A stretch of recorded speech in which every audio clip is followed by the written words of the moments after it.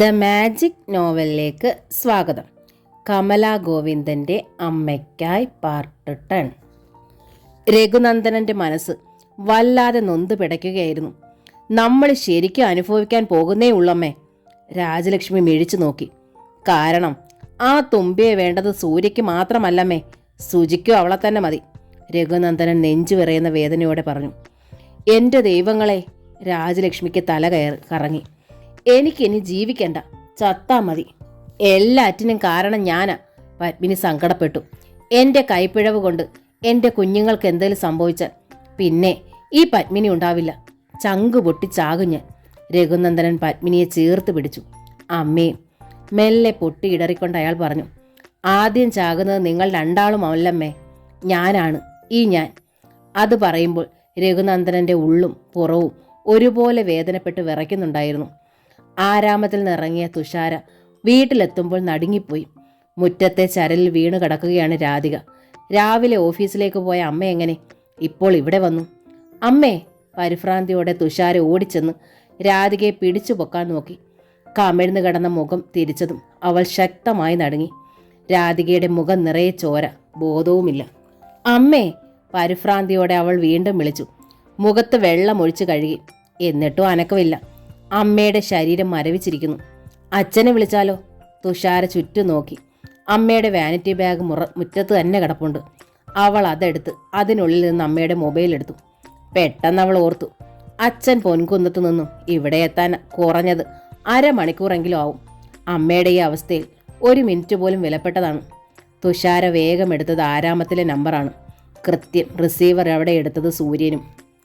പറമ്പിൽ നിന്ന് തിരികെ വന്ന് അവൻ പെയിന്റിങ് വീണ്ടും ആരംഭിക്കുകയായിരുന്നു. അപ്പോഴാണ് ഫോൺ ബെൽ. ആരും എടുക്കുന്നില്ലെന്ന് കണ്ടപ്പോഴാണ് അവൻ അറ്റൻഡ് ചെയ്തത്. സൂര്യേട്ടാ! ഫോണിൽ അവൻ്റെ ശബ്ദം കേട്ടതും തുഷാര പരിഭ്രാന്തിയോടെ വിളിച്ചു. എന്നിട്ട് കാര്യം പറഞ്ഞു. ഇവിടെ ചുറ്റുപാടെങ്ങും ആരുമില്ല സൂര്യേട്ടാ, അതുകൊണ്ടാണ് വിളിച്ചത്. ഒന്ന് ഓടി വരണേ സൂര്യേട്ടാ. തുഷാര കരയുകയായിരുന്നു. തുമ്പി കരയല്ലേ, ഞാനിതാ വരുന്നു. സൂര്യൻ റിസീവർ വെച്ചു. ശ്രദ്ധിച്ചു. അച്ഛനും അമ്മയും മാത്രമല്ല, അച്ഛമ്മയും മുകളിലാണ്. അച്ഛൻ്റെ പ്രശ്നം ചർച്ച ചെയ്യുകയാവും. ഇപ്പോൾ അങ്ങോട്ട് പോകണ്ട, അതാണ് നല്ലത്. സൂര്യൻ വേഗം അമ്മയുടെ കാറിൻ്റെ കീ എടുത്തു. മുറ്റത്തേക്ക് ചാടി കാർ ഇറക്കി. ഒറ്റ മിനിറ്റ് കൊണ്ട് അവൻ കാർ തുഷാരയുടെ വീട്ടുമുറ്റത്തെത്തിച്ചു. തുഷാര രാധികയെ മുറ്റത്ത് നിന്ന് ഒന്ന് എണീപ്പിക്കാൻ പാടുപെടുകയായിരുന്നു.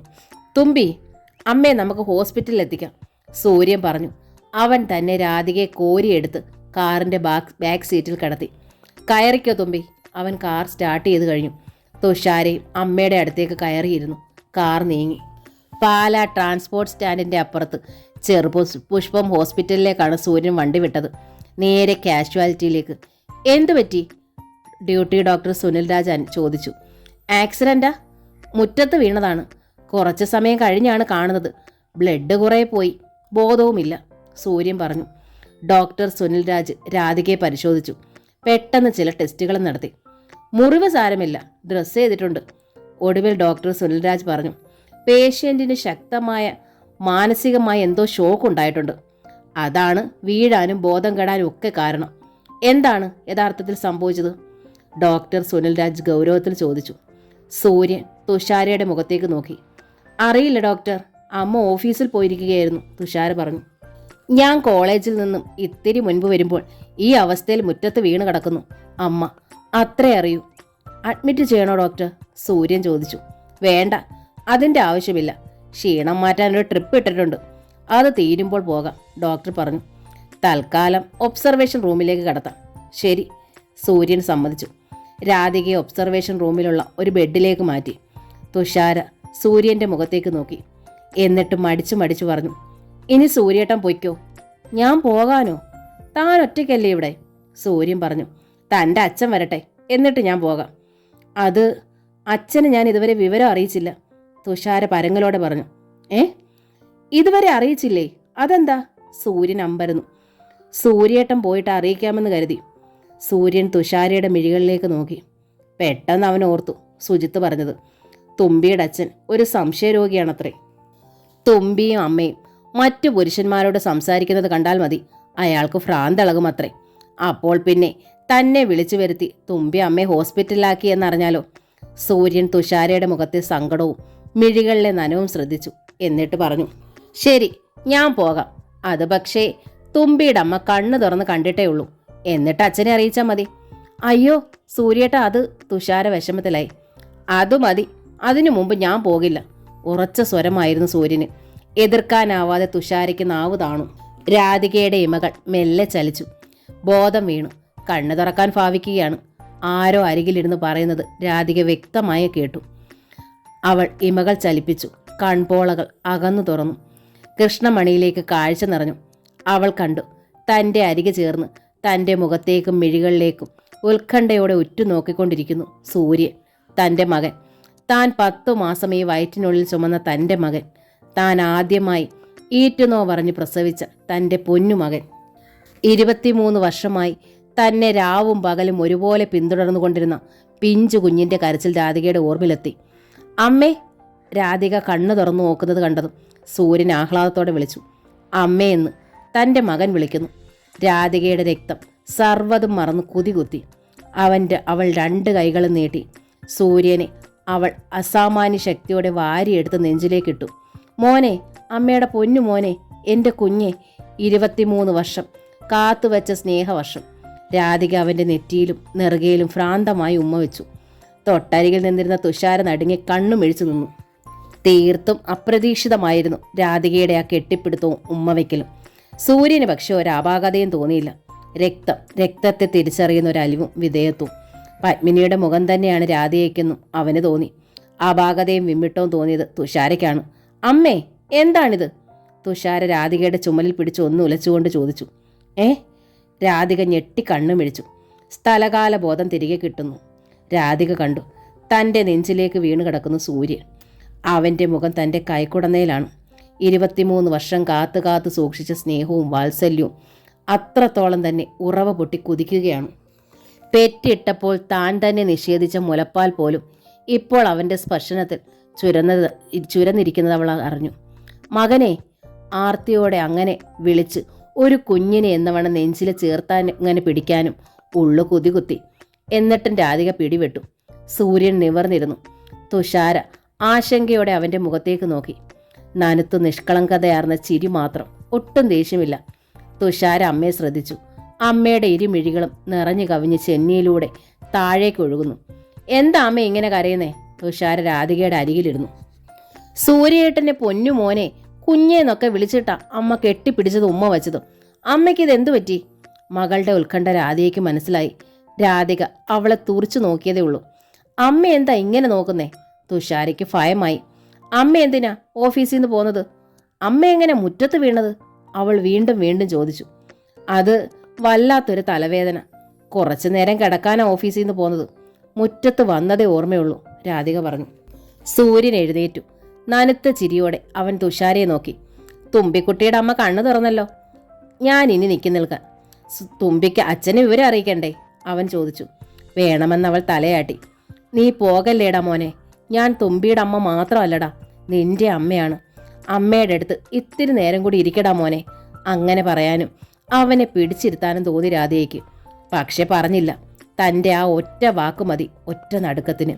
പിന്നെ തൻ്റെ മോനുണ്ടാകുക ജീവനോടെയോ അതോ ജഡമായിട്ടോ? ഈശ്വര, വേണ്ട. തൻ്റെ മോനെ തനിക്കരികെ വേണ്ട. ജീവനോടെ അവനുണ്ടായാൽ മതി. രാധിക കടിച്ചു പിടിച്ചു കിടന്നു. തൊട്ടടുത്ത് അവനിൽ നിന്ന് അതുവരെ പ്രസരിച്ചിരുന്ന വില കൂടിയ പെർഫ്യൂമിൻ്റെ സുഗന്ധം അകന്നപ്പോൾ കണ്ണടച്ച് കിടന്നിട്ടും അവൾ അറിഞ്ഞു നഷ്ടബോധത്തോടെ മകൻ പോയി എന്ന്. എങ്കിലും തന്നെ രക്ഷിക്കാൻ ഓടിയെത്തിയല്ലോ തൻ്റെ മകൻ. താൻ കണ്ണു തുറക്കുന്നതുവരെ അരികിൽ കാത്തിരുന്നല്ലോ. മതി, അത്രയ്ക്ക് പുണ്യം. അത് മതി ഈ പാപിക്ക്. അത്രയെങ്കിലും ഒരു ഔദാര്യം ദൈവം കാട്ടിയല്ലോ. രാധികയുടെ മിഴികൾ രണ്ടും വീണ്ടും നിറഞ്ഞു കവിഞ്ഞു. നീ വണ്ടി എടുത്ത് ഇതെവിടെ പോയതാ സൂര്യേ? മൊബൈൽ പോലും എടുത്തില്ലായിരുന്നല്ലോ നീ. ആരാമത്തെ മുറ്റത്ത് ഷെഡിൽ കയറി കാർ പാർക്ക് ചെയ്ത് ഇറങ്ങുമ്പോൾ സൂര്യൻ്റെ മുൻപിൽ പ്രത്യക്ഷപ്പെട്ടു പത്മിനി. കാത്തു നിന്നതുപോലെയാണ് ശാസനം. തുമ്പിക്കുട്ടിയുടെ അമ്മ അവരുടെ മുറ്റത്ത് തല കറങ്ങി വീണു. നെറ്റി പൊട്ടി ഒത്തിരി ചോര പോയി. സൂര്യൻ പത്മിനിക്ക് മുൻപിൽ നിന്നു. ആ ഭാഗത്ത് ഒരാവശ്യത്തിന് വിളിക്കാൻ മനുഷ്യരാരേലും ഉണ്ടോമേ? തുമ്പിക്കുട്ടി വല്ലാതെ പേടിച്ചു.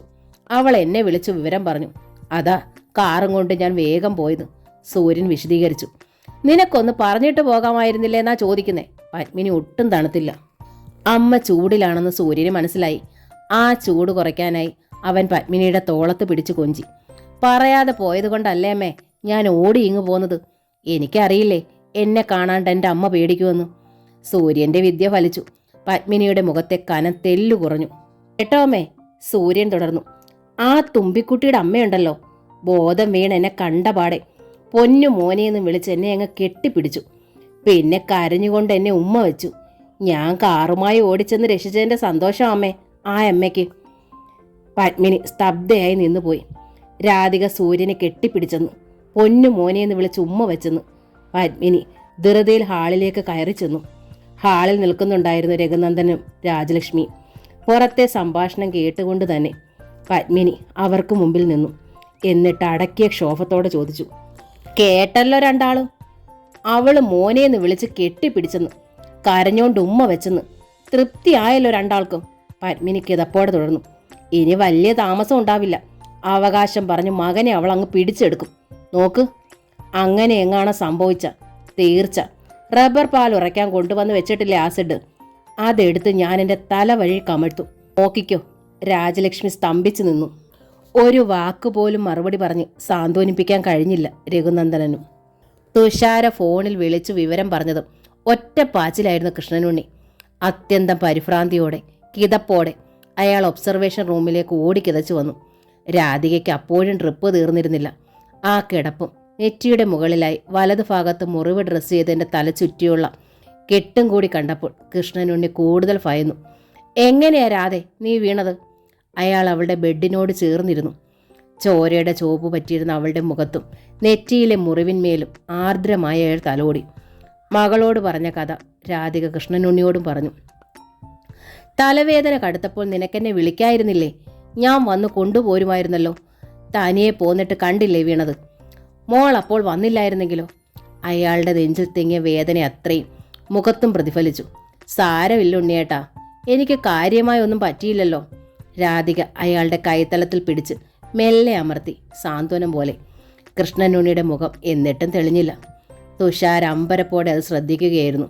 അമ്മയോട് ഇത്രയേറെ സ്നേഹവും അലിവും നെഞ്ചിൽ സൂക്ഷിച്ചിട്ടാണോ അച്ഛൻ എന്നും അമ്മയെ എത്രയേറെ വേദനിപ്പിക്കുന്നതും കുറ്റപ്പെടുത്തുന്നതും? കൃഷ്ണനുണ്ണി തുഷാരയുടെ മുഖത്തേക്ക് നോക്കി. ആരുടെ വണ്ടിയാ മോളെ അപ്പോൾ കിട്ടിയത്? രാധിക ഭയത്തോടെ മകളുടെ മുഖത്തേക്ക് നോക്കി. ചോദ്യം പ്രതീക്ഷിച്ചിരുന്നത് കൊണ്ട് തുഷാര കരുതി വെച്ച ഉത്തരം പറഞ്ഞു.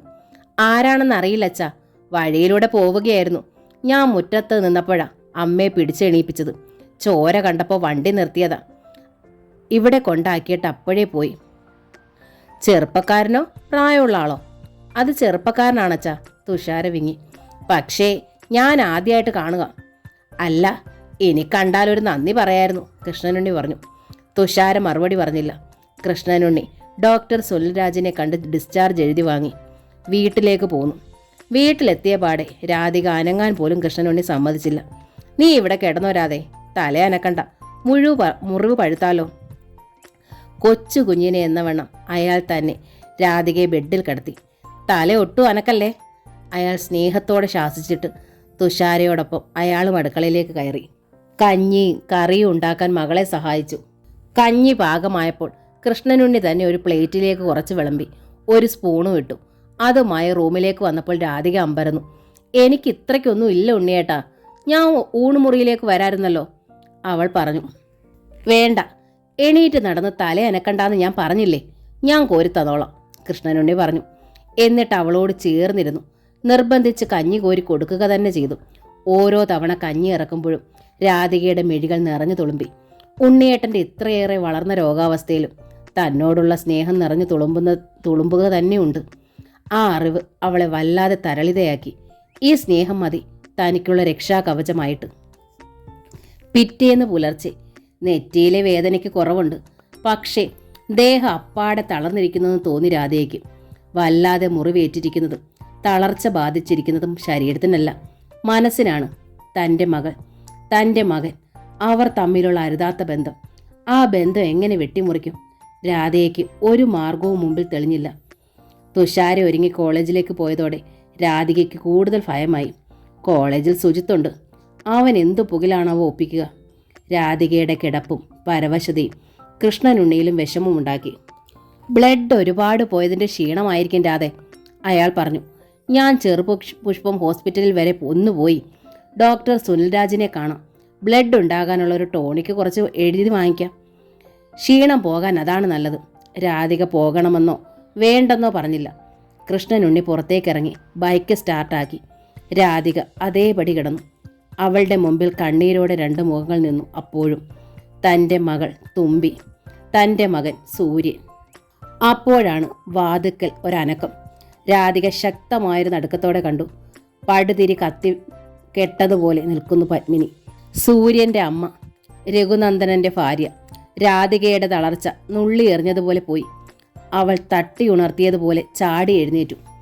നിങ്ങളെ ശരിക്കൊന്ന് കാണാൻ വന്നതാണ് ഞാൻ. പത്മിനിയുടെ സ്വരം വല്ലാതെ വരണ്ടിരുന്നു. ഇന്നലെ നിങ്ങൾ എൻ്റെ സൂര്യയെ കെട്ടിപ്പിടിച്ച് ഉമ്മ വച്ചു. ഞാനത് ക്ഷമിച്ചിരിക്കുന്നു. പക്ഷേ മേലിൽ അതുണ്ടാകരുത്. രാധിക പത്മിനിയെ തുറിച്ചു നോക്കി. 1.5 വയസ്സുള്ള ഒരു പീക്കിരി കുഞ്ഞായിരുന്നു എൻ്റെ കയ്യിൽ അവൻ എത്തുമ്പോൾ. 2ാം കെട്ടുകാരൻ ഭർത്താവിൻ്റെ അരികിൽ കിടന്ന് വാ കീറി കരയുന്ന കുഞ്ഞിനു വേണ്ടി ഉറക്കമുളച്ചായിരുന്നു എൻ്റെ മധുവിധു. പത്മിനിയുടെ ശബ്ദം കനത്തു. സ്വന്തം അമ്മ നിഷേധിച്ച മുലപ്പാൽ തേടി അവൻ്റെ കുഞ്ഞി ചുണ്ടുകൾ എൻ്റെ മാറിൽ പരുതിയപ്പോൾ പ്രസവിക്കാഞ്ഞിട്ടും എൻ്റെ നെഞ്ചിൽ അവനു വേണ്ടി പാൽ ചുരുന്നു. പിന്നീട് ഞാൻ 2 പ്രസവിച്ചെങ്കിലും അവനാണ് എൻ്റെ മൂത്ത മകൻ. അവനാണ് എൻ്റെ പ്രാണൻ. വിട്ടുതരില്ല, ഞാൻ ഒരിക്കലും വിട്ടുതരില്ല. ശക്തമായ കിതപ്പോടെ പത്മിനി വിരൽ ചൂണ്ടി. ഞാൻ അവനെ ഇവിടെ വെച്ച് കണ്ടുപോയില്ലേ പത്മിനി? യാചന പോലെ രാധികയുടെ സ്വരം നേർത്തു. എങ്കിൽ ചെന്ന് അവനോട് പറ, ഞാനല്ല അവൻ്റെ അമ്മ, നിങ്ങളാന്ന്. സഹികേടോടെ പത്മിനി ശബ്ദമുയർത്തി. പക്ഷേ ഒപ്പം ഒരു കാര്യം കൂടി ചെയ്യേണ്ടി വരും നിങ്ങൾ. അവനു വേണ്ടി ഒരു കുഴി അതുകൂടി വെട്ടിക്കോ. രാധിക നടുങ്ങിപ്പോയി. അറിയോ നിങ്ങൾക്ക് അവൻ ഈ രോഗം ആദ്യമായി ഉണ്ടായതെന്നാണെന്ന്? അവൻ്റെ അമ്മ ഞാനല്ല എന്ന് ആദ്യമായി അവൻ അറിഞ്ഞ ദിവസം. പത്മിനിയുടെ മുഖം ചുട്ടുപഴുത്തു. 10ാം വയസ്സിൽ പരീക്ഷയ്ക്ക് മാർക്ക് കുറഞ്ഞതിന് അവൻ്റെ അച്ഛൻ തല്ലിയപ്പോഴാണ് ആദ്യമായി അസുഖമുണ്ടായതെന്ന് ഞാൻ നിങ്ങളുടെ മകളോട് കള്ളം പറഞ്ഞു. പക്ഷെ അതല്ല സത്യം. പത്മിനി തുടർന്നു. എൻ്റെ കഴുത്തിൽ അവൻ്റെ അച്ഛൻ താലി കെട്ടുമ്പോൾ മടിയിലുണ്ടായിരുന്നു അവൻ. കളിക്കിടയിൽ കൂട്ടുകാരിൽ നിന്ന് അവൻ ആ പൊള്ളുന്ന സത്യം അറിഞ്ഞു. പ്രാണഭീതിയോടെ അടുത്തതുപോലെ അവൻ പാഞ്ഞു വന്ന വരവ്. അമ്മ എൻ്റെ അമ്മയല്ലേ എന്ന് അതേ വേദനയോടെ തന്നെ അവൻ ചോദിച്ചു. എന്നിട്ടായിരുന്നു ചാട്ടുളി ഏറ്റതുപോലെ പിടഞ്ഞുള്ള ആ വീഴ്ച. തറഞ്ഞ സ്വരത്തിൽ പത്മിനി പറഞ്ഞു. അന്ന് മുതൽ ഇന്നോളം ആ ജീവൻ ആ ശരീരത്തിൽ തന്നെ നിർത്താൻ പൊതിഞ്ഞ് സൂക്ഷിക്കുകയാണ് ഞാൻ മാത്രമല്ല, ഞങ്ങളുടെ കുടുംബം മുഴുവൻ, എൻ്റെ അമ്മ പോലും. അത് മറക്കരുത് നിങ്ങൾ. അപ്പോൾ അവനറിയാം അവൻ്റെ അമ്മ നിങ്ങളല്ല എന്ന്, അല്ലേ? രാധികയുടെ സ്വരം ശരിക്കും സ്ഫുടമായിരുന്നു. അറിയാം. ഞങ്ങൾ എത്ര മൂടി വെച്ചിട്ടും 10ാം വയസ്സിൽ അവനതറിഞ്ഞു. പക്ഷേ ഇപ്പോൾ വർഷങ്ങളായിട്ട് അതവൻ സംസാരിക്കാറേയില്ല, മറന്നിരിക്കുന്നു. പത്മിനി തുടർന്നു. പക്ഷേ ഓർമ്മയുടെ നേരിയൊരു തീപ്പൊട്ട് മതി എല്ലാം കീഴ്മേൽ മറിയാൻ, എല്ലാം അവസാനിപ്പിക്കാൻ. അതിന് ശ്രമിക്കരുത് നിങ്ങൾ. അത്രേ എനിക്ക് പറയാനുള്ളൂ. പത്മിനി രാധികയുടെ മറുപടിക്കായി പോലും കാത്തു നിന്നില്ല. തിരിച്ചിറങ്ങി വേഗം നടന്നുപോയി. അറിയിപ്പല്ല, അപേക്ഷയുമല്ല, ആജ്ഞയായിരുന്നു അത്. തൻ്റെ മകനോട് അടുക്കരുതെന്ന്, മിണ്ടരുതെന്ന് ആജ്ഞ. രാധിക പ്രജ്ഞയറ്റതുപോലെ തറഞ്ഞിരുന്നു. ഡോക്ടർ സുനിൽരാജിനെ കണ്ട് കൃഷ്ണനുണ്ണി രാധികയുടെ ക്ഷീണത്തിൻ്റെ കാര്യം വിശദീകരിച്ചു. ഡോക്ടർ കുറിച്ച മരുന്നും ടോണിക്കും വാങ്ങി കൃഷ്ണനുണ്ണി മടങ്ങി. മുരിക്കുമ്പുഴ ജംഗ്ഷനിൽ വന്ന് കേറുവെടുത്ത് വലത്തോട്ട് തിരിഞ്ഞതും പെട്ടെന്നൊരാൾ ബൈക്കിന് കുറുകെ വട്ടം അപ്പുറത്തേക്ക് നീങ്ങിയത്. കൃഷ്ണനുണ്ണി സഡൻ ബ്രേക്ക് പിടിച്ചു. വണ്ടി ഒരലർച്ചയോടെ വട്ടം തിരിഞ്ഞു. അമ്മേ! ഒരലർച്ചയോടെ കൃഷ്ണനുണ്ണി തെറിച്ച് റോഡിലേക്ക് വീണു. ആ സമയത്ത് മുരിക്കുമ്പുഴ കവലയിലേക്ക് ബൈക്കിൽ വരികയായിരുന്ന സൂര്യൻ്റെ മുമ്പിലേക്ക്. വളവായതിനാൽ സ്പീഡ് കുറച്ച് വന്നിരുന്നത് കൊണ്ട് ഒറ്റ ചവിട്ടിന് വണ്ടി നിർത്താൻ സൂര്യന് കഴിഞ്ഞു.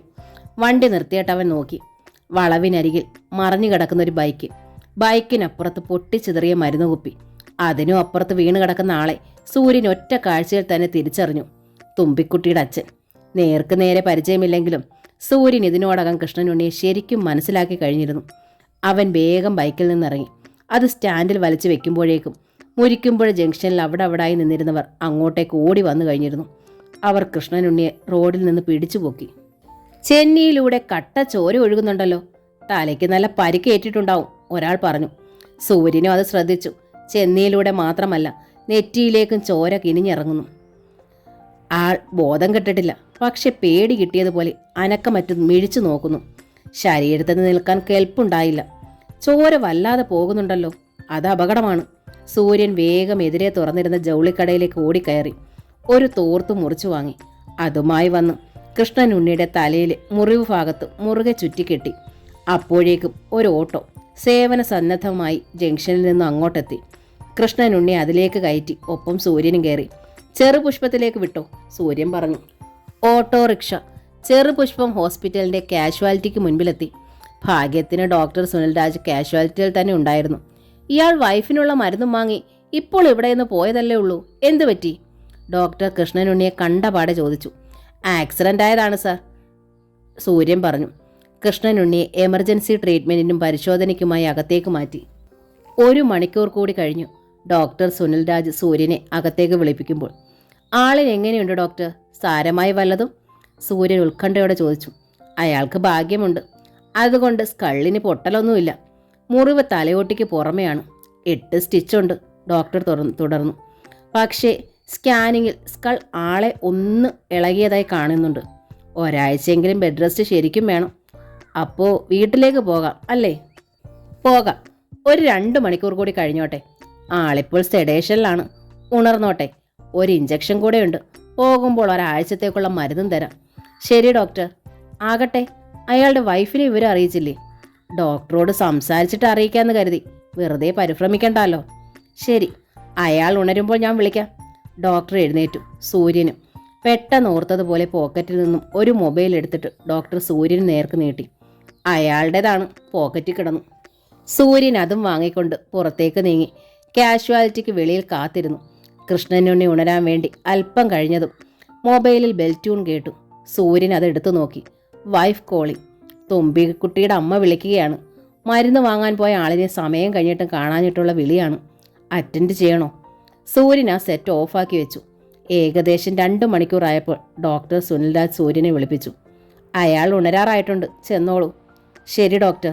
സൂര്യൻ കാഷ്വാലിറ്റിയിലേക്ക് ചെന്നു. ബെഡിൽ നീണ്ടു നിവർന്ന് കിടക്കുകയാണ് കൃഷ്ണനുണ്ണി. ഉണർന്നിട്ടില്ല. തലയുടെ വലതുവശത്താണ് പരിക്കും കെട്ടും. സൂര്യൻ അയാൾക്കരികിൽ കിടന്നിരുന്ന കസേരയിലിരുന്നു. തൻ്റെ തുമ്പിക്കുട്ടിയുടെ അച്ഛൻ. തുമ്പിയോ അമ്മയോ അന്യപുരുഷരോട് സംസാരിക്കുക പോലും ചെയ്താൽ ഭ്രാന്തിളകുന്ന മനുഷ്യൻ. ആ ആളെ കീഴ്പ്പെടുത്തി കയ്യിലെടുക്കാതെ തനിക്ക് തുമ്പിക്കുട്ടിയുമായി സ്വാതന്ത്ര്യമായി അടുക്കാനാവില്ല, സ്വന്തമാക്കാനുമാവില്ല. സൂര്യന് തോന്നി അതിനായി തനിക്ക് ദൈവമായിട്ട് ഒരുക്കി തന്ന അവസരമാണെന്ന്. ഒരനക്കം. സൂര്യൻ ശ്രദ്ധിച്ചു. കൃഷ്ണനുണ്ണി ഉണരുകയാണ്. മെല്ലെ കൈയും കാലും അനക്കുന്നു. മിഴികളും തുറക്കുന്നു. തുറിച്ചു നോക്കുന്നു. സർ. അരികിലിരുന്ന് സൂര്യൻ വിളിച്ചു. ഇപ്പോഴെങ്ങനെയുണ്ട്? കൃഷ്ണനുണ്ണി ശബ്ദം കേട്ട ഭാഗത്തേക്ക് നോക്കി. ഉത്കണ്ഠയോടെ നോക്കുന്ന സുമുഖനായൊരു ചെറുപ്പക്കാരൻ. കൃഷ്ണനുണ്ണി അവനെ പെട്ടെന്ന് തിരിച്ചറിഞ്ഞു. അപകട സ്ഥലത്ത് വെച്ച് ചോര പോയാൽ അപകടമാണെന്ന് പറഞ്ഞ് തൻ്റെ തലയിൽ തോർത്തുകൊണ്ട് കെട്ടിത്തന്നത് ഇവനാണ്. തന്നെ താങ്ങി ഓട്ടോറിക്ഷയിൽ കയറ്റിയതും ഇവിടെ എത്തിച്ചതും ഇവനാണ്. തലയ്ക്ക് നല്ല മരവിപ്പുണ്ടായിരുന്നു. എങ്കിലും കൃഷ്ണനുണ്ണിക്ക് നല്ല ഓർമ്മയുണ്ട്. വേദനയുണ്ടോ സർ? സൂര്യൻ വീണ്ടും ചോദിച്ചു. ഇപ്പോഴില്ല, കൃഷ്ണനുണ്ണി പറഞ്ഞു. എക്സ്റേയും സ്കാനിങ്ങും ഒക്കെ എടുത്ത് ഡോക്ടർ നോക്കി. ഒരാഴ്ചത്തെ ബെഡ് റെസ്റ്റ് വേണം, അത്രയേ ഉള്ളൂ, സൂര്യൻ പറഞ്ഞു. തലയ്ക്ക് മറ്റു കുഴപ്പങ്ങളൊന്നുമില്ല. സാർ ഉണർന്നാൽ പോകാമെന്ന് ഡോക്ടർ പറഞ്ഞു. കൃഷ്ണനുണ്ണി എഴുന്നേൽക്കാൻ ശ്രമിച്ചു. വേണ്ട, കിടന്നോളൂ, തലയനക്കണ്ട. സ്കള്ളിന് നേരിയ ഷേക്കുണ്ടെന്നാണ് ഡോക്ടർ പറഞ്ഞത്. ഞാൻ ഡിസ്ചാർജ് എഴുതി വാങ്ങി വരാം, എന്നിട്ട് നമുക്ക് പോകാം. ഡിസ്ചാർജ്? കൃഷ്ണനുണ്ണി പെട്ടെന്ന് ഓർത്തതുപോലെ പോക്കറ്റിൽ നിന്ന് പേഴ്സ് വലിച്ചെടുത്തു. നോ സാർ, പേഴ്സൊന്നും എടുക്കണ്ട, എൻ്റെ കയ്യിലുണ്ട്, ഞാൻ കൊടുത്തോളാം, സൂര്യൻ പറഞ്ഞു. എന്നിട്ട് കയ്യിൽ അതുവരെ പിടിച്ചിരുന്ന മൊബൈൽ സെറ്റ് അവൻ കൃഷ്ണനുണ്ണിയുടെ നേർക്ക് നീട്ടി. സ്കാനിങ്ങിന് കയറ്റിയപ്പോൾ ഡോക്ടർ മാറ്റിയതാണിത്. സാറിൻ്റെ വൈഫ് വീണ്ടും വീണ്ടും വിളിച്ചു. സാറിനെ കാണാഞ്ഞിട്ടാവും, പക്ഷെ അറ്റൻഡ് ചെയ്തില്ല. സാറിൻ്റെ വൈഫും വീണ് പരിക്കേറ്റിരിക്കുകയല്ലേ. സാറിൻ്റെ കാര്യം പറഞ്ഞ് വിഷമിപ്പിക്കണ്ടെന്ന് കരുതി, സൂര്യൻ ചെറു ചിരിയോടെ പറഞ്ഞു. മൊബൈൽ കൈനീട്ടി വാങ്ങുകയായിരുന്ന കൃഷ്ണനുണ്ണിയുടെ മിഴികളിൽ പെട്ടെന്ന് സംശയം നിറഞ്ഞു.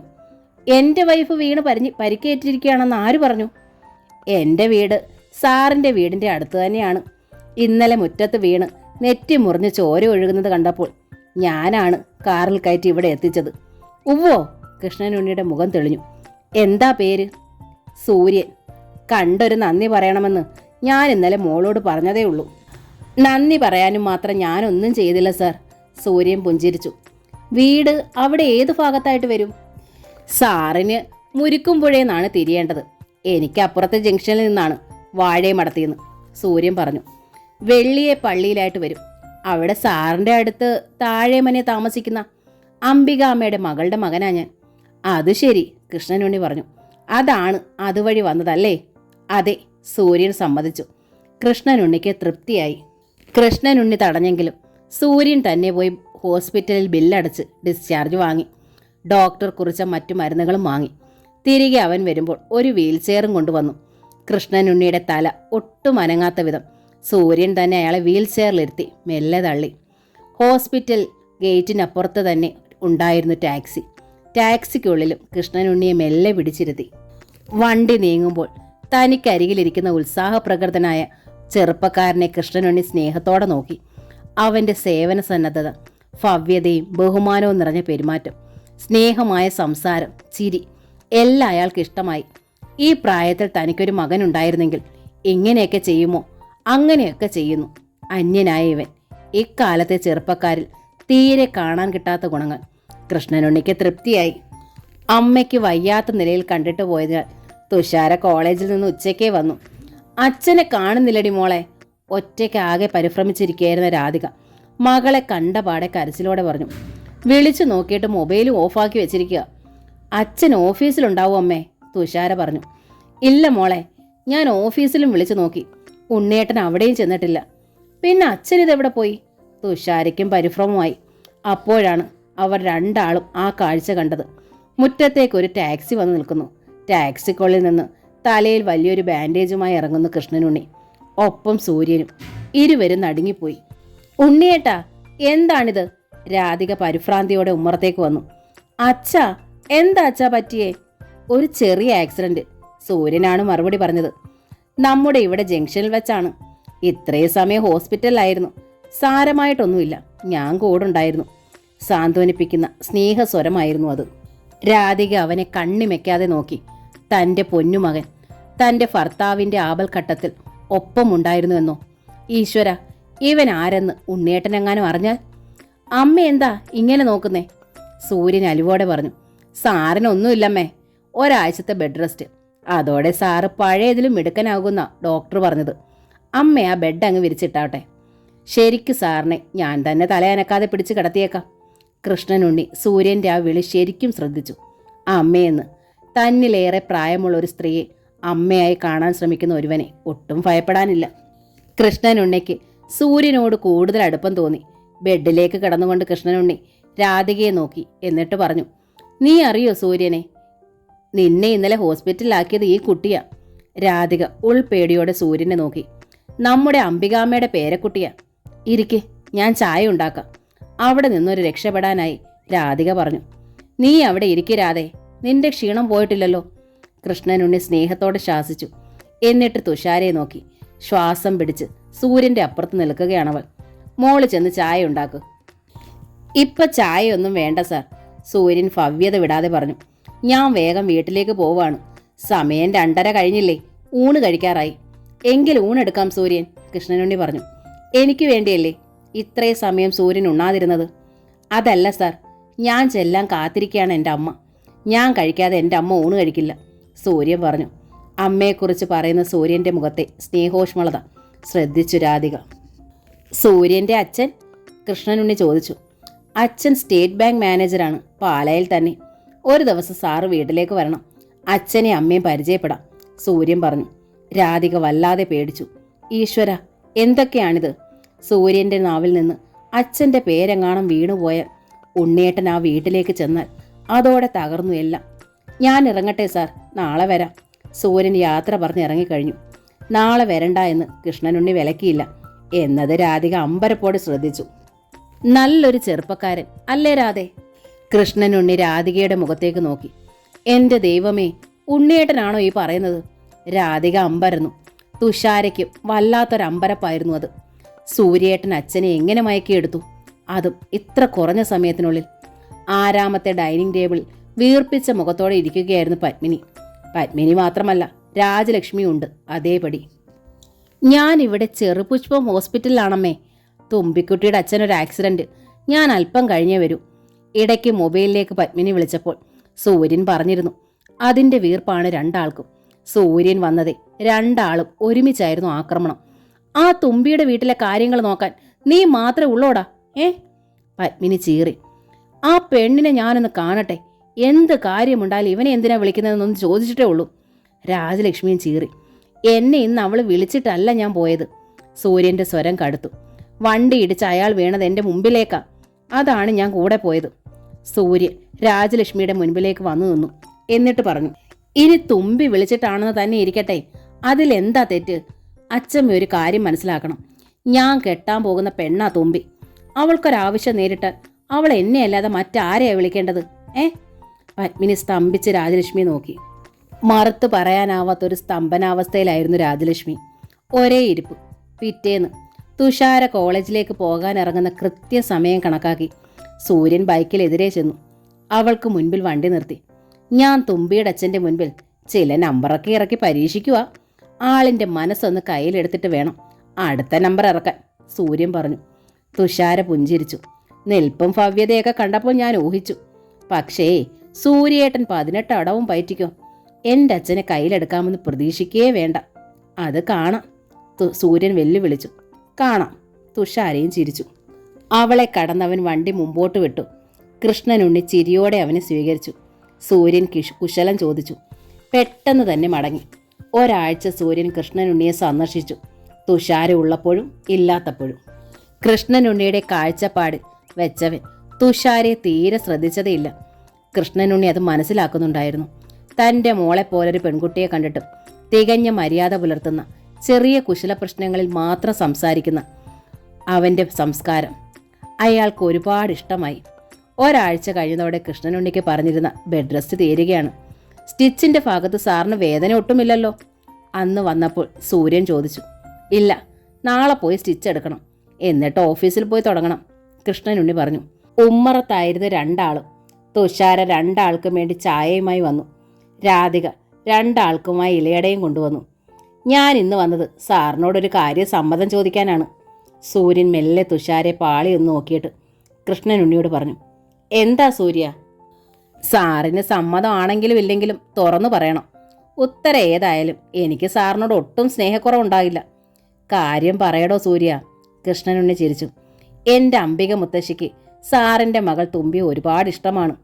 എന്നോട് പറഞ്ഞു എനിക്ക് നന്നായി ചേരുമെന്ന്. കണ്ടപ്പോൾ എനിക്കും അങ്ങനെ തന്നെ തോന്നുന്നു. തുമ്പി എനിക്ക് കെട്ടിച്ചു തരുന്നതിൽ സാറിന് സമ്മതക്കുറവുണ്ടോ? അതാണ് എനിക്ക് അറിയേണ്ടത്. ഒരു മറവുമില്ലാതെ സൂര്യൻ ചോദിച്ചു. തരിച്ചു നിന്നുപോയി തുഷാര. ഇത്ര പെട്ടെന്ന് സൂര്യൻ ഇങ്ങനെ ഒരു ആക്രമണത്തിന് മുതിരുമെന്നവൾ തീർത്തും കരുതിയില്ല. ഭൂമിക്ക് പെട്ടെന്നുണ്ടായ വിള്ളലിലൂടെ താഴേക്ക് വീണു പോവുകയാണെന്ന് തോന്നി രാധയ്ക്ക്. ഈശ്വര, സ്വന്തം സഹോദരിയാണെന്നറിയാതെയാണ് സൂര്യൻ. സാരെന്താണ് ഒന്നും മിണ്ടാത്തത്? സൂര്യൻ വിഷമത്തോടെ ചോദിച്ചു. സമ്മതം അല്ലെന്നുണ്ടോ? എന്നെ ഇഷ്ടമായില്ലെന്നുണ്ടോ? നിന്നെ എനിക്ക് ഇഷ്ടമായി സൂര്യ, കൃഷ്ണനുണ്ണി പൊടുന്നനെ പറഞ്ഞു. ഞാനും ഇതാഗ്രഹിക്കുകയായിരുന്നു. നിന്നെപ്പോലൊരു മകനെയാണ് ഞാനും അന്വേഷിച്ചത്. എനിക്ക് സമ്മതമാണ് എൻ്റെ മോളെ നിനക്ക് തരാൻ, കൃഷ്ണനുണ്ണി പറഞ്ഞു. വെള്ളി മേഘത്തുണ്ടിലൂടെ സൂര്യൻ്റെ കയ്യിൽ കോർത്തു പിടിച്ച് പറക്കുകയാണെന്ന് തോന്നിയത് തുഷാരയ്ക്ക്. രാധിക പക്ഷി തളർന്ന് താഴേക്ക് തൂങ്ങിയിരുന്നു പോയി. ഒരു നല്ല കാര്യം തീരുമാനിച്ചതല്ലേ നമ്മൾ? രാധികയുടെ കയ്യിലിരുന്ന പ്ലേറ്റിലിരുന്ന ശർക്കരയും തേങ്ങയും വെച്ചട ഇത്തിരി പൊട്ടിച്ച് സൂര്യന് നീട്ടിക്കൊണ്ട് കൃഷ്ണനുണ്ണി പറഞ്ഞു. ഇത്തിരി മധുരം തന്നെ നമുക്കിതങ്ങ് ഉറപ്പിക്കാം, എന്താ? പിന്നെന്താ, ഒക്കെ സാറിൻ്റെ ഇഷ്ടം. സൂര്യൻ വിധേയത്വത്തോടെ ആ അട വാങ്ങി വായിലിട്ട് ചവച്ചുകൊണ്ട് മുഖം തിരിച്ച് തുഷാരയ്ക്ക് നേർക്കൊന്ന് പാളി നോക്കി. എങ്ങനെയുണ്ട് എൻ്റെ സൂത്രങ്ങൾ? അങ്ങനെ ഒരു ചോദ്യം അവൻ ആ കണ്ണുകളിൽ നിറച്ചിരുന്നു. കൊള്ളാം, മിടുക്കൻ, സമ്മതിച്ചിരിക്കുന്നു, കൺമുന കൊണ്ട് അവളും അഭിനന്ദിച്ചു. രണ്ടും ആന്തലോടെ ശ്രദ്ധിച്ചു രാധിക. അവൾ വിറയലോടെ കൃഷ്ണനുണ്ണിയെ നോക്കി. ആളൊന്നും അറിയുന്നില്ല. സംതൃപ്തമാണ് ആ മുഖം, നോട്ടം. ഒരു വിവാഹം തീരുമാനിച്ചിരിക്കുന്നു. മാന്താടി കരയിൽ വെച്ച് ജിതേന്ദ്രൻ്റെ ആലോചന വന്നതുപോലെ തന്നെ. ഭാര്യയോട് ചോദിച്ചില്ല, മകളോട് ഇഷ്ടമാണോന്ന് പോലും ചോദ്യമില്ല. ആൾ സമ്മതം നൽകിക്കഴിഞ്ഞു.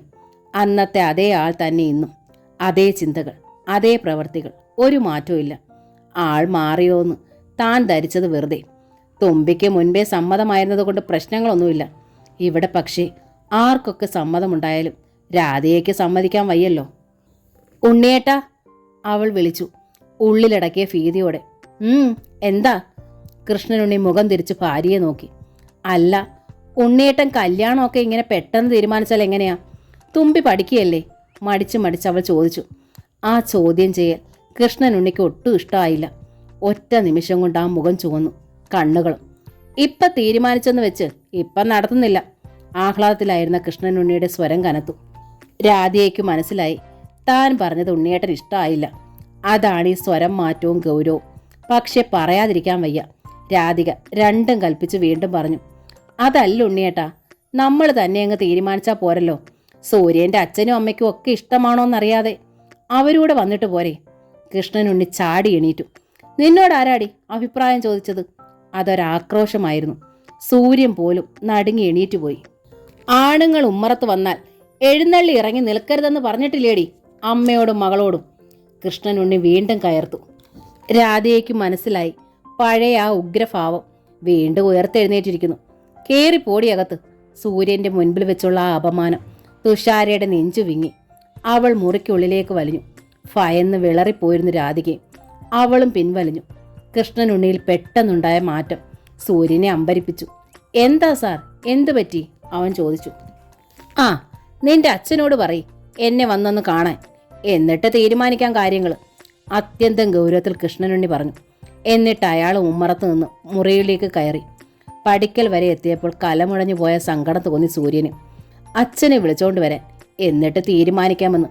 ചില സ്കൂൾ മാഷുമാർ പറയുന്നത് പോലെ. സുജി പറഞ്ഞത് ശരിയാണ്. ഈ മനുഷ്യന് ഭ്രാന്ത് തന്നെയാണ്. പക്ഷേ സഹിച്ചല്ലേ പറ്റൂ. അയാൾ തുമ്പിക്കുട്ടിയുടെ അച്ഛനായി പോയില്ലേ? സൂര്യൻ ധൃതിയിൽ അവിടെ നിന്നിറങ്ങി ബൈക്കിൽ കയറി. എന്തായാലും തൻ്റെ അച്ഛൻ ഈ മനുഷ്യനെ ഒന്ന് കാണാതെ തീരുമാനം ഉണ്ടാകില്ല. അതെന്നായാലും. എങ്കിൽ പിന്നെ ഇപ്പോഴേ ആയിക്കോട്ടെ. പക്ഷേ അച്ഛനോട് എങ്ങനെ പറയും? ആര് പറയും? അമ്മ കുറച്ച് ദിവസമായിട്ട് ഇടഞ്ഞിട്ടാണ്. താൻ തുമ്പിയോട് എടുക്കുന്നതിൽ ഏറ്റവും അധികം പ്രോത്സാഹിപ്പിച്ച ആളാണമ്മ. പക്ഷേ ഇപ്പോൾ അമ്മയ്ക്ക് തുമ്പിയുടെ പേര് കേൾക്കുന്നതേ ഈർഷ്യയാണ്. എത്ര ചോദിച്ചിട്ടും അമ്മ അതിൻ്റെ കാരണം പറയുന്നില്ല. അമ്മയോടൊപ്പം തന്നെ നിൽക്കുന്നു അച്ചമ്മയും. പോരെ? പക്ഷേ സൂര്യൻ ഇക്കാര്യത്തിൽ അങ്ങനെ തോറ്റു പിന്മാറില്ല. തുമ്പിയെ തനിക്ക് കിട്ടിയേ തീരൂ. അവൾ ഒരിക്കലും നഷ്ടപ്പെടാൻ പാടില്ല. അച്ഛനോട് സൂത്രത്തിൽ കാര്യം പറഞ്ഞ് സാധിപ്പിച്ചെടുക്കാൻ തനിക്ക് ഒരാൾ കൂടിയുണ്ട്, മുത്തശ്ശി. സൂര്യൻ വണ്ടി വിട്ടത് താഴമനയിലേക്കാണ്. പക്ഷെ താഴമനയുടെ മുറ്റത്ത് വണ്ടി എത്തിയതും സൂര്യൻ വിഷമത്തോടെ കണ്ടു. അംബികാമ്മയോടൊപ്പം ഉമ്മറത്തിരിക്കുന്നു പത്മിനി. സൂര്യനെ കണ്ടതും പത്മിനിയുടെ മുഖത്തൊരു തീഷ്ണത നിറഞ്ഞു. അമ്മ എന്താ ഇവിടെ? അവൻ ബൈക്കിൽ നിന്നിറങ്ങി ഉമ്മറത്തേക്ക് മടിച്ചു ചെന്നു. നീ എന്താ ഈ സമയത്ത് ഇവിടെ? പത്മിനി ഗൗരവത്തിൽ തിരിച്ചു ചോദിച്ചു. ഈ സൂര്യേട്ടൻ തുമ്പിയുടെ വീട്ടിൽ പോയതാ പത്മിയേച്ചി. ഒരു പ്ലേറ്റിൽ കുറെ അവലീസുണ്ടേയും കപ്പുകളിൽ ചായയുമായി ഉമ്മറത്തേക്ക് വന്ന് ഓമന പറഞ്ഞു. നിന്നോട് ആര് പറഞ്ഞടാ ഇപ്പോൾ അവിടെ പോകാൻ? പത്മിനി സൂര്യന്റെ നേരെ തിരിഞ്ഞു. സൂര്യൻ ഓമനയ്ക്ക് നേരെ കണ്ണുരുട്ടി. ഓമന പിന്നോക്കം മാറിക്കളഞ്ഞു. അല്ല, അവൻ ആ വീട്ടിലൊന്ന് പോയെങ്കിലെന്താ? അംബികാമ്മ സൂര്യന്റെ പക്ഷം പിടിച്ചു. അവനെന്നാ കൊച്ചുകുട്ടിയാണോ നീ ഇങ്ങനെ ശാസിച്ച് പുറകെ നടക്കാൻ? 10-23 വയസ്സ് കഴിഞ്ഞ ആണൊരുത്തനല്ലേ? അത് തന്നെയാ ഞാനും പറയുന്നേ, പത്മിനി ക്ഷോഭത്തോടെ പറഞ്ഞു. പ്രായം തികഞ്ഞ ആണൊരുത്തൻ, പ്രായം തികഞ്ഞൊരു പെണ്ണുള്ള വീട്ടിൽ ആവശ്യമില്ലാതെ കയറി ഇറങ്ങാൻ പാടില്ലെന്ന് ഒരമ്മ അതൊരിക്കലും അനുവദിക്കാൻ പാടില്ല. ആ തുമ്പിയുടെ കാര്യമാണോ നീ പറയുന്നത്? അംബികാമ്മയുടെ മുഖത്ത് വാത്സല്യം നിറഞ്ഞു. നല്ലൊരു കുട്ടി അവള്, നല്ല വിനയവും മര്യാദയും, കാണാനും മിടുക്കി. അവളെ എൻ്റെ കുട്ടിക്ക് ഇഷ്ടമായെന്ന് വെച്ചാൽ ഒരു തെറ്റുമില്ല.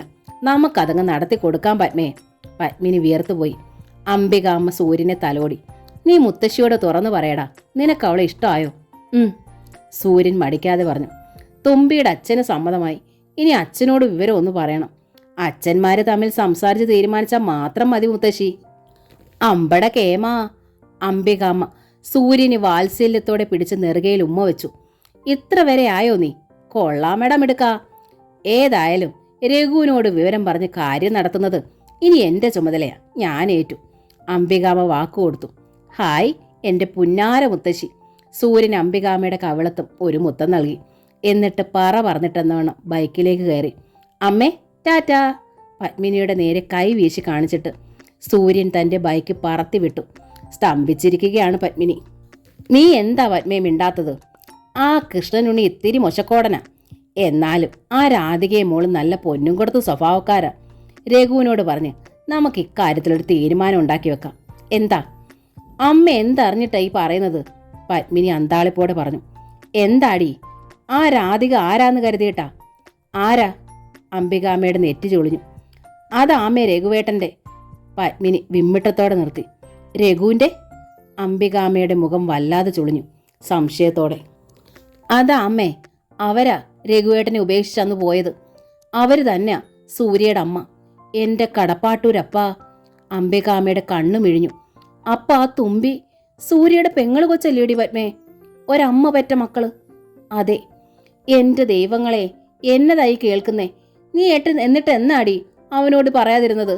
മഹാപാപം, മഹാപാപം. അംബികാമ്മ അന്താളിച്ച് തലയിൽ കൈവച്ചു. അമ്മ കണ്ടില്ലേ അവൻ്റെ സന്തോഷവും ഓട്ടോ? അവൻ ആദ്യമായിട്ടാ ഒരു പെണ്ണിനോട് ഇഷ്ടം തോന്നുന്നത്.